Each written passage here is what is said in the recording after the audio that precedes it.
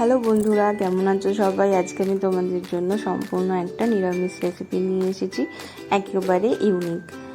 যারা বাড়িতে মাছ মাংস খেয়ে খেয়ে বোর হয়ে গেছো, আজকে রান্নাটা তাদের জন্য। তোমরা অবশ্যই একবার বাড়িতে ট্রাই করতে পারো। দেখো, আমি প্রথমে কড়াইতে তেল দিয়ে তার মধ্যে তেজপাতা, শুকনো লঙ্কা, 5 ফোড়ন দিয়েছি। শুকনো লঙ্কাটা আমি স্কিপ করেছি, তোমরা চাইলে দিতে পারো। এরপর আমি ফ্রিজে যা যা সবজি ছিল সব নিয়ে নিয়েছি। পটল, কুমড়ো, বেগুন, কাঁকরোল, মোটামুটি সব রকম সবজি নিয়ে আমি সবজিগুলোকে ভালো করে নুন হলুদ দিয়ে ভেজে নিচ্ছি। বা এরকম নিরামিষ রান্না খেতে সত্যি খুব ভালো লাগে, তোমরা একবার বাড়িতে অবশ্যই ট্রাই করো কিন্তু।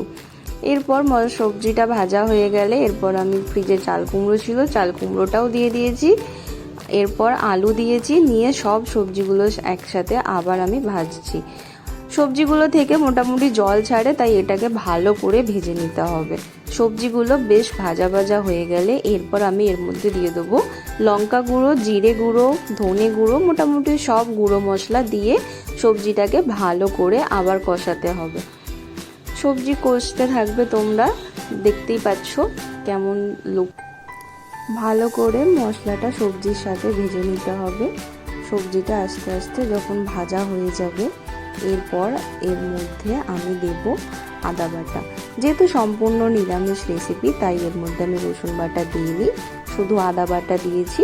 আদা বাটা দিলে বেশ ভালো টেস্ট হয়, তোমরা রান্না করে দেখো। বেশ, এরপর আমি এটাকে ভালো করে নাড়াচাড়া করে এর মধ্যে কয়েকটা কাঁচা লঙ্কা আর টমেটোর কুচি দিয়ে দিয়েছি। তারপর সবজিটা ভালো করে কষিয়ে নিয়ে এর মধ্যে আমি পরিমাণ মতো জল দিয়ে দিয়েছি। তারপর এটা ঢাকনা দিয়ে আমি মিডিয়াম ফ্লেমে গ্যাসটাকে 15 মিনিট ছেড়ে দিয়েছিলাম। তারপর ঢাকনা খুলে দেখো, ব্যাস আমাদের সবজি রেডি, মিক্স ভেজ।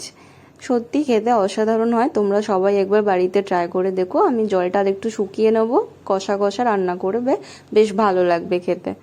তোমরা সবাই ট্রাই করো কিন্তু, আর আমাকে ভালো লাগলে লাইক, শেয়ার, সাবস্ক্রাইব করো। Tata, by.